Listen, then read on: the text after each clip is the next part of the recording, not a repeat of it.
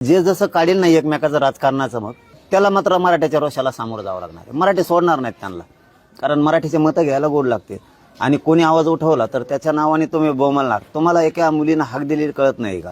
तुमच्या लेकीनं जर हाक दिली तर मग आम्ही पण असंच करायचं का त्यावेळेस?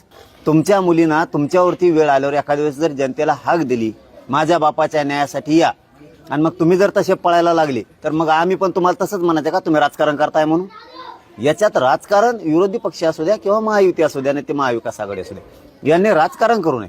कारण एका लेकराच्या, एका लेकीच्या डोळ्यातलं पाणी थांबत नाही. तुम्हाला जरा लाज वाटून द्या. भिकार विचारासारखं वागू नका.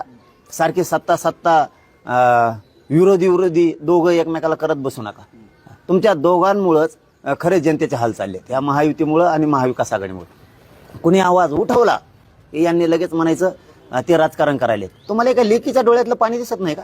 माजुरड्यासारखं बोलत आता उठला सुटला की का पण तुम्ही एखाद्या वेळेस तरी माणुसकी जिवंत ठेवा ना. तुम्ही मंत्री येतं, तुम्ही विरोधी पक्षात येत काही जण, तुम्ही माणुसकी जिवंत ठेवा आणि सगळेजण सहभागी व्हा ना. तुम्हाला का रोग आला काय? सत्ताधाऱ्याला काय कोणी सहभागी होऊ नको म्हणतो का? तुम्हाला यायचं नाही, दुसरे कामं करायला लागले करू द्यायचं नाही, त्यांना विरोधक म्हणून बदनाम करायचं.